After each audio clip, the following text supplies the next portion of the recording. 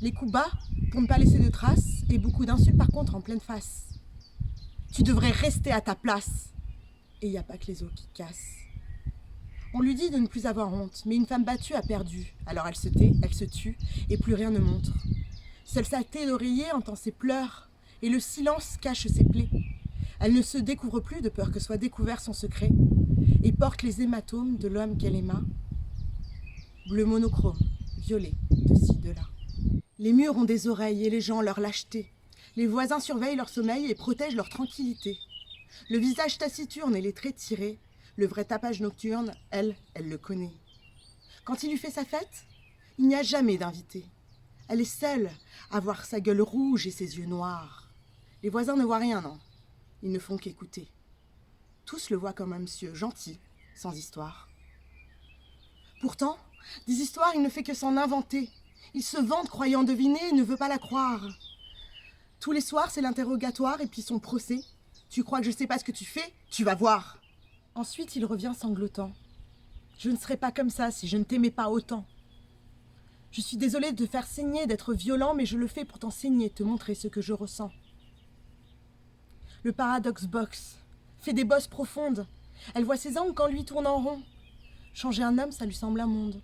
Il va toujours arrêter de boire pour de bon. Elle ne l'aime plus, elle subit. Mais que serait-elle sans lui? Quand il l'entraîne sur le lit sans la moindre affection, elle fait abstraction, ne crie plus non et attend qu'il ait fini. Elle voudrait juste pouvoir disparaître, enfin. C'est seulement quand il est parti qu'elle s'échappe, dans ses rêveries qui passent en boucle et qu'on capte par antenne. Ces héroïnes de série mornent parenthèse à la spirale qu'est sa vie. Puis vient le jour du test, où elle comprend que si elle reste, elle pourrait perdre bien plus précieux qu'elle.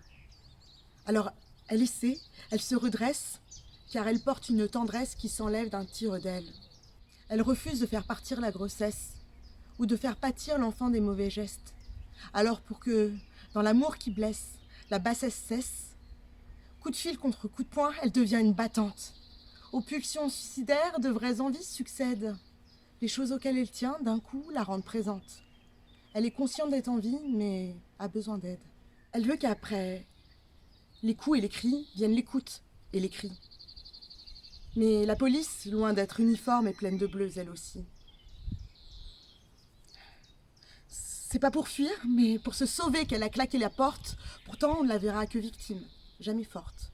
Mais dans la loi, il n'y a pas de sentiment. Il y a des droits, des injonctions d'éloignement.